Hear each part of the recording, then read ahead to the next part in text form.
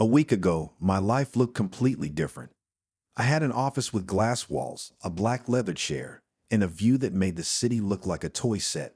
I had meetings, assistants, and investors calling me every hour. My name was on contracts and deals that people dreamed of. But things don't stay the same forever.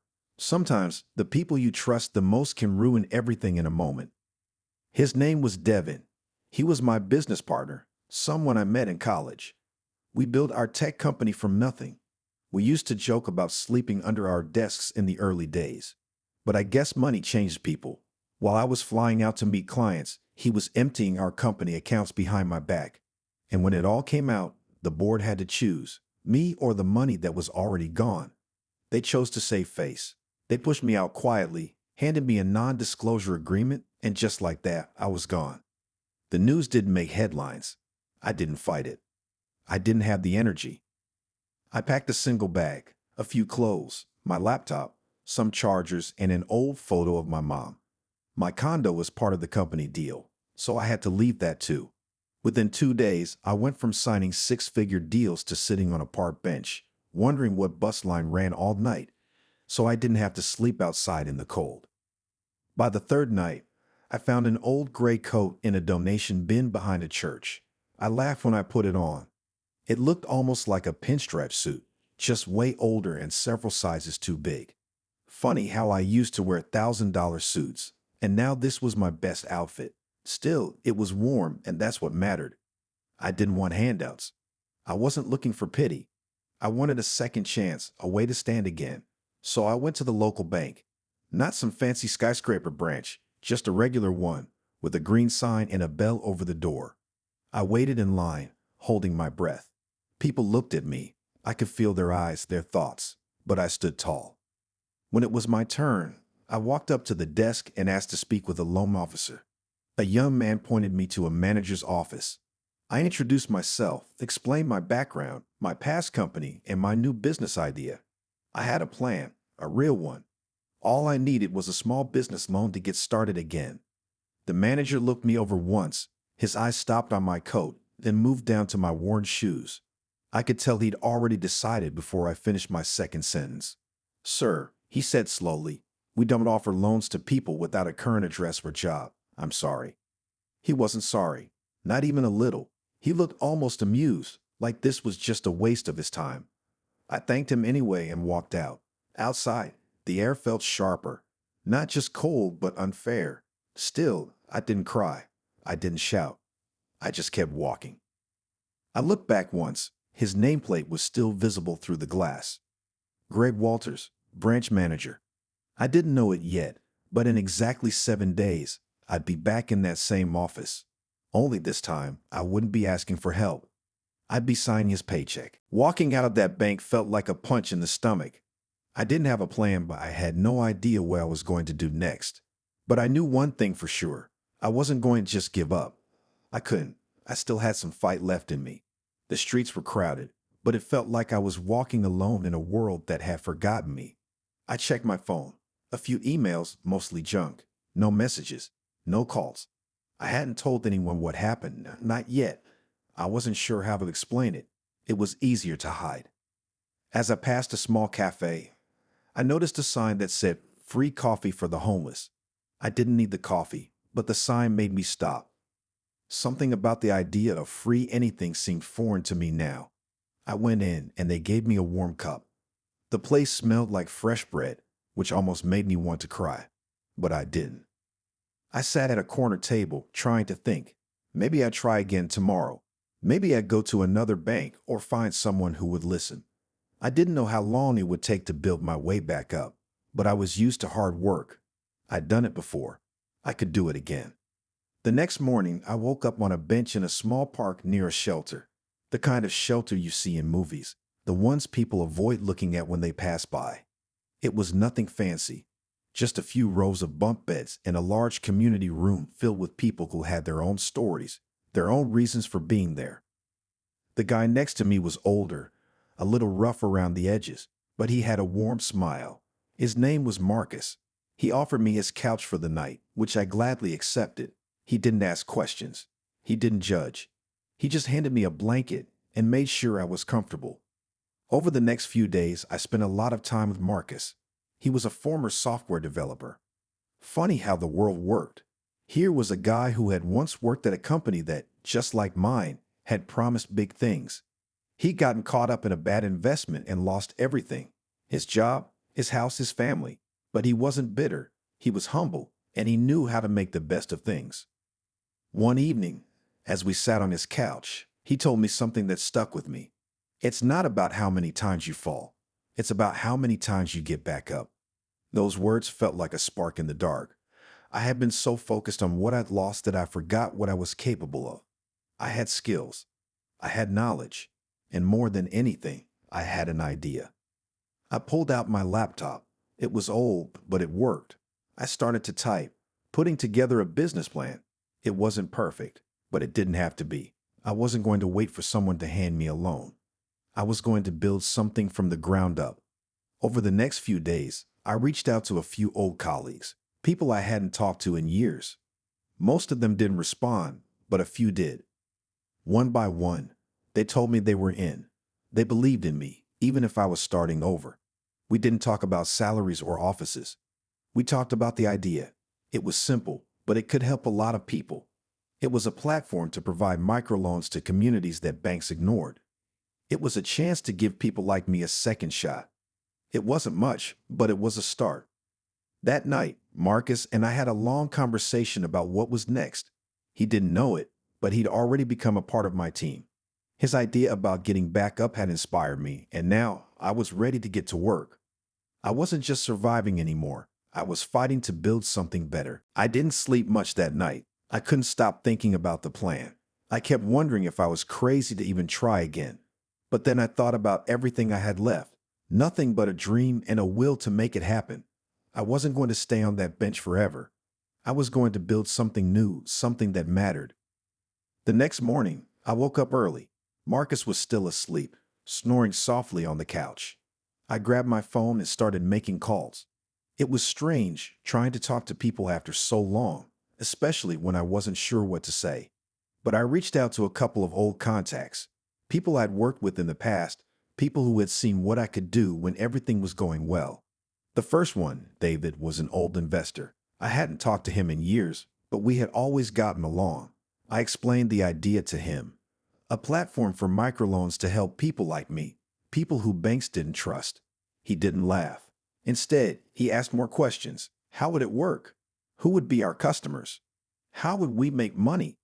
I didn't have all the answers yet, but I told him what I had, a passion for helping people and a team that believed in the idea. I could hear him thinking on the other end of the line. After a long pause, he spoke again. It's risky, he said, but I like the idea. Send me your business plan. I'll take a look. I hummed up, feeling a mix of excitement and nerves. I was closer to something real, something that could turn my life around, but I knew it wouldn't be easy. Building a company from nothing was no small task. Over the next few days, I worked nonstop. I stayed up late, writing the business plan, researching competitors, and figuring out how we could stand out in a crowded market. I used Marcus's couch as my office, typing away on his old laptop. He was patient, helping me whenever I needed it, but I could tell he was starting to get excited too. Maybe it was the spark of something bigger that we both needed. We started reaching out to others, former colleagues, people who had been in the industry and could offer advice or even help with the tech side of things. Slowly, things started coming together. I still didn't have a lot of money, but I didn't need much to start. We just needed a small seed, something to prove we could make it work. By the end of the week, I had a plan. I had a team of 5 people, including Marcus, and we were ready to take the first step. The investors weren't exactly lining up yet, but we had something more valuable: belief in each other. The hardest part was figuring out where to start. We didn't have a fancy office or equipment. We didn't even have enough money for a real website at first, but we did have something better: a shared vision. We knew what we wanted to do, and we knew it was possible. I went to the local library to start doing research. I spent hours there, reading about the best ways to get small businesses off the ground, about crowdfunding, and about getting the first group of users. I didn't mind the quiet. It felt like the right place to focus. My hands started cramping from writing so much, but I didn't stop. The more I read, the more I believed we could make this work. One night, Marcus and I sat on his couch, drinking cheap coffee and talking about the future. We both knew that we were on the edge of something big, but we had no idea how big it would really get. All we knew was that we weren't going to stop.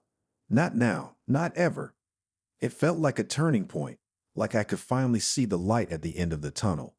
Maybe it wouldn't be easy, but it didn't matter. We had each other, and we had a plan.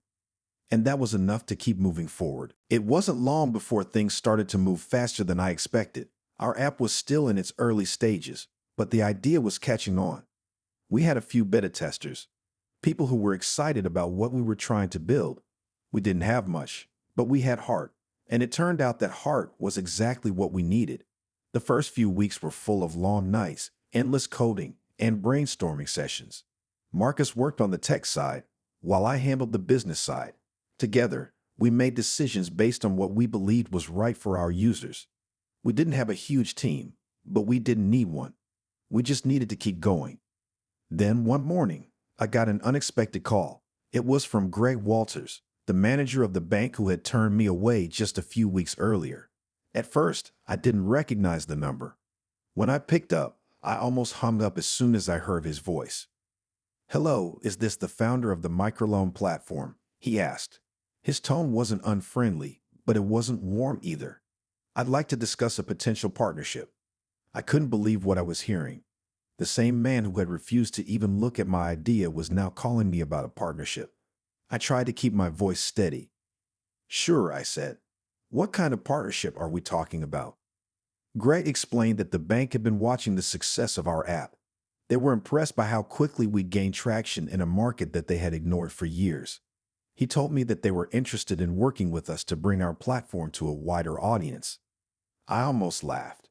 After everything I had been through with them, now they wanted to help. I didn't say anything right away. Instead, I'd asked him more questions, trying to understand what exactly he wanted from us. "We think there's a lot of potential in what you're doing," he said, "and we want to be part of it.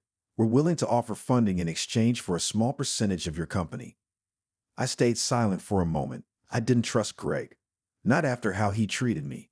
But part of me also knew this could be the break we needed. I had spent so long fighting for a chance, and now here it was. "I'll need some time to think about it," I said finally. "I'm not sure this is the right move for us." He didn't push me. Instead, he agreed to give me a few days to consider the offer. We ended the call, and I sat there for a while, staring at my phone.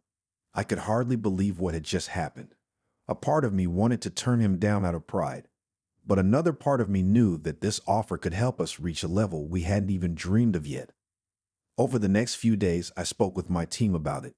Marcus wasn't thrilled with the idea, but he also saw the opportunity. We talked about what the bank's involvement would mean for us. On one hand, we'd have access to a larger customer base and more resources.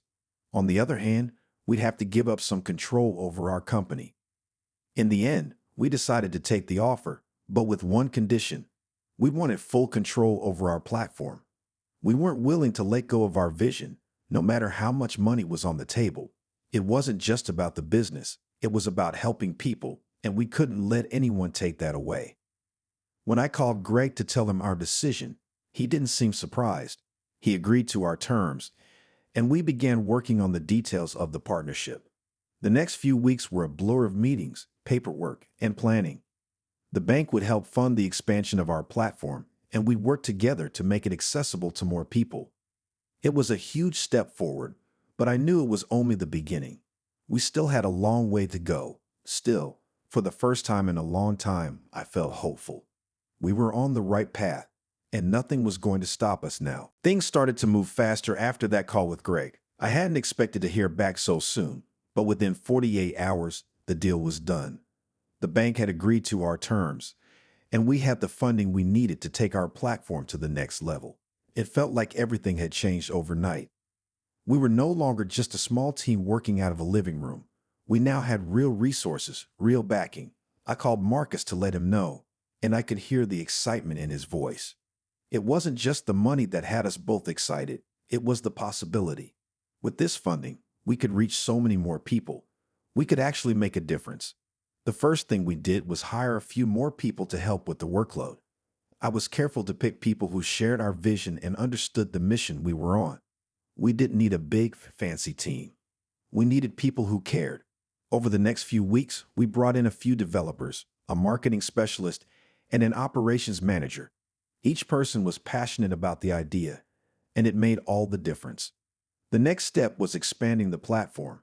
We started working on adding more features, things like a streamlined application process for users, better ways to track loan progress, and a support system that could help people along the way. We also worked on building stronger partnerships with community organizations and other companies that could help us reach more users. One day, I sat in a small conference room with Marcus and the rest of the team, talking about our goals.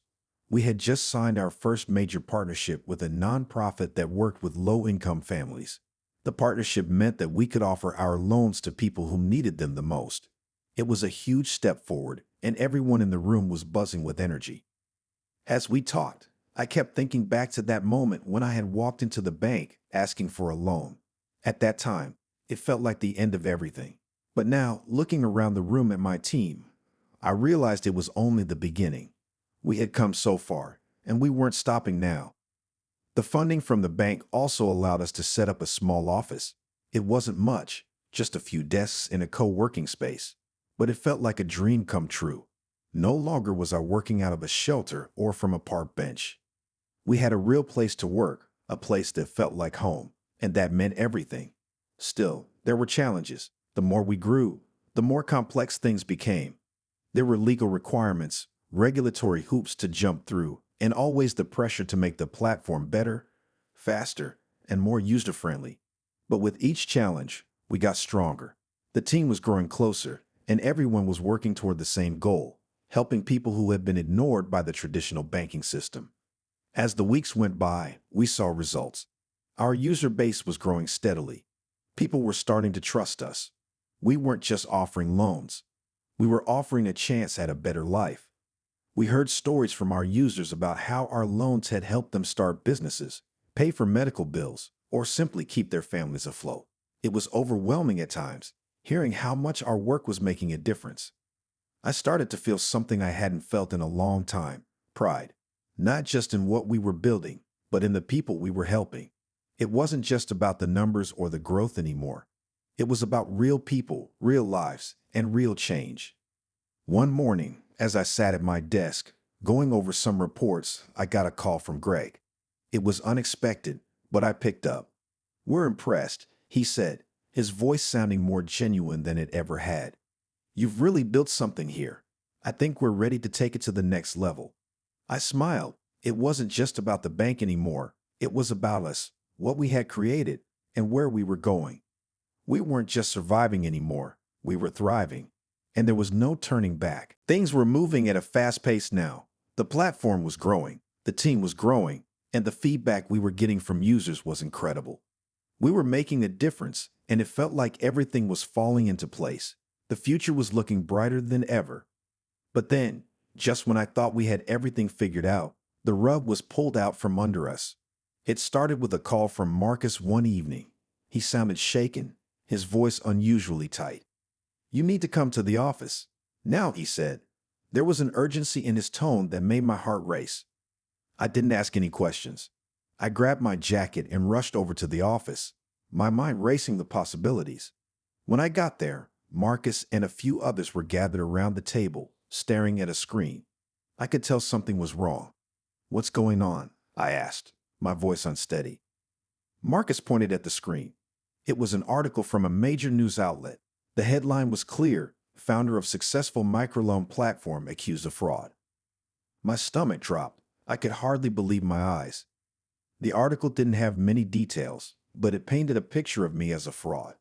Someone who had scammed people into giving loans that could never be repaid. The story was a complete lie, but the damage was done. The article was already spreading across social media, and we were getting calls from reporters asking for comment. I didn't know how to react. Part of me wanted to scream, to fight back. But another part of me knew that staying calm was the only way through this. I asked Marcus to look into the source of the story. Who was behind it? "We don't know yet," he said, clearly upset. but we're going to find out. Over the next few hours, we pieced together what had happened. It turned out that a former employee, someone who had worked with us briefly before being let go, was behind the accusation. He had been bitter about his departure and had decided to spread lies about the company. The more we dug, the more we realized that he had been feeding false information to the press, hoping to bring us down. It was a hard pill to swallow. How could someone we had trusted be so cruel? The person we had given a chance to had now turned against us in the worst possible way. We immediately went to work on damage control. We issued a public statement, denying the accusations and explaining the truth. We reached out to the media, trying to set the record straight. It wasn't easy, and the damage was already done, but we weren't going to let it ruin everything we had worked for. For the next few days, it felt like we were in a constant battle. The phone didn't stop ringing, and the emails piled up. We had to meet with lawyers, respond to social media attacks, and figure out how to move forward. It was exhausting, and at times it felt like we were losing, but we kept pushing. In the middle of all this chaos, I received an unexpected message. It was from Greg Walters, the same man who had once turned me away at the bank. "I'm watching what's happening," he wrote. "This is the kind of thing that could destroy a company, but it won't destroy yours if you don't let it. We're still here for you. We believe in you." His words hit me like a wave. At that moment, I realized that no matter what happened, we weren't alone. We had people who believed in us, people who saw the truth, and that was enough to keep going. It wasn't easy, and we knew that it wasn't over. The fight was just beginning, but we had survived much worse. We had lost everything before, and we had built ourselves back up. We weren't going to let one person's lies tear down what we had worked so hard to build. With the support of our team and the people who believed in us, we kept moving forward. The truth would come out eventually. We just had to be strong enough to hold on until it did. The days following the accusation were some of the hardest I'd ever faced. It felt like every move we made was being watched, every decision scrutinized. The pressure weighed heavily on me, and at times, I wondered if we would ever be able to recover from the damage. But even in the darkest moments, there was a small part of me that refused to give up. We kept working. We kept answering calls from reporters, responding to messages on social media, and reassuring our users that we were still the same team, still committed to helping them. But even with all the work, the doubt lingered in the air. Then something unexpected happened. It wasn't long before the people who had supported us from the beginning, our users, the ones who had benefited from our platform, started to speak out. They shared their stories on social media, telling everyone how our loans had helped them start businesses, pay off debts, or simply get back on their feet. It was the kind of support we hadn't expected, but it came in waves. People who had once been silent were now speaking up, defending us against the lies that had been spread. One afternoon, as I was sitting at my desk, I saw a post that caught my attention. It was from a woman named Sarah. She had taken out a loan from our platform 6 months ago to open a small bakery. Her post was simple but powerful. "This platform didn't just give me money, it gave me a chance. I don't know who is spreading lies about them, but I know what they did for me. I've been able to hire 2 people and support my family. I stand by them, and I'm not afraid to say it." The comments started pouring in. Others shared their stories, how our platform had helped them get ahead when no one else would.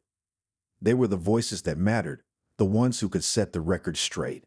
Their stories were louder than the lies, and little by little, people began to see the truth. At the same time, Marcus had been working tirelessly to track down the source of the false accusations. We found out that the former employee who had spread the rumors was trying to make money by selling his story to bigger news outlets. He had hoped that if he could destroy us, he could make a quick profit. But the more we investigated, the more it became clear that he had no real evidence. His story was full of holes. It took time, but we were able to clear our name. We filed a lawsuit against the former employee, not because we wanted to hurt him, but because we needed to protect our reputation. We wanted to show the world that we weren't just some fly-by-night operation. We were a team of people who believed in what we were doing and who were determined to make it work. As the weeks went by, the situation slowly started to calm down. The media attention faded, replaced by stories about our comeback. People who had once doubted us now started to take notice. The support from our users, combined with the truth about what had really happened, turned the tide in our favor. We were back on track. One evening, as I sat in our new office, looking out the window at the city skyline, I realized something. We had faced the hardest challenge of our journey, and we had come out stronger, not just as a company, but as a team. We had been tested, and we had passed. We had proven that we could overcome any obstacle, no matter how big. The road ahead was still long. We had plenty of work left to do. But for the first time in weeks, I felt a sense of peace. We had fought for what we believed in, and we had won. And with that, we were ready to take the next step. The comeback was real, and it was just the beginning. After everything we had been through, it felt like we were finally entering a new chapter. The worst was behind us, and we had learned so much. The company was stronger than ever, and our team was more united. We had faced challenges that most startups never have to deal with, but we had come out on top, and that meant something. With the lawsuit behind us and our name cleared, we could now focus on what really mattered, helping the people who had always believed in us. The people who needed a chance to change their lives, just like we had needed that same chance not so long ago. We weren't just a business anymore, we were a movement. As the weeks went by, we began to expand even further. We added new features to the platform, making it easier for people to apply for loans and track their progress. We started working with more nonprofits and community organizations, reaching out to people who had been ignored by traditional banks. We wanted to be more than just a place to get money. We wanted to be a support system, a community where people could grow and thrive. One of the proudest moments for me came when we launched a new program aimed at helping single parents. We had heard so many stories from parents who were struggling to make ends meet, often having to choose between paying bills or buying groceries. We decided to offer special loans to help them get back on their feet with lower interest rates and more flexible terms. The response was overwhelming. I received dozens of emails and messages from single parents, thanking us for giving them hope. One woman wrote to me, saying that thanks to our loan, she was able to buy the equipment she needed to start a small business from home. She said it was the first time she had felt in control of her life. Stories like hers reminded me why we were doing this.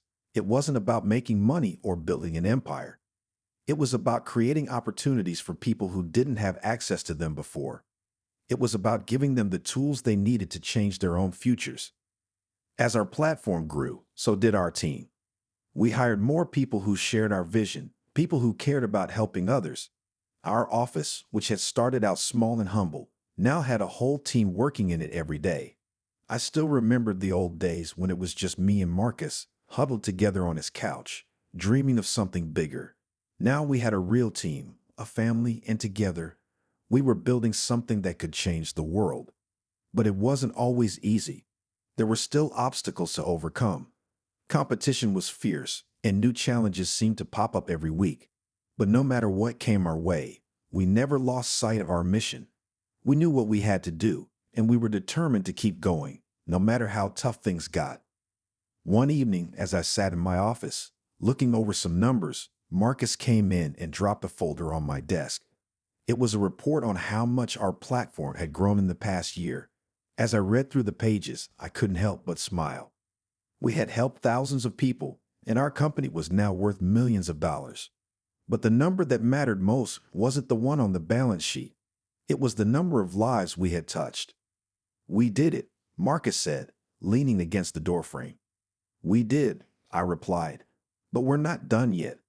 And just like that, I knew that the journey was far from over. We had come so far, but there was still so much more to do. There were more people out there who needed our help, more lives to change, and more dreams to make real. We had started with nothing, but now we had everything we needed to build something truly meaningful. We weren't just a startup anymore. We were a force for good, and we were ready to take on whatever came next. The future was bright, and the best part was, we were just getting started.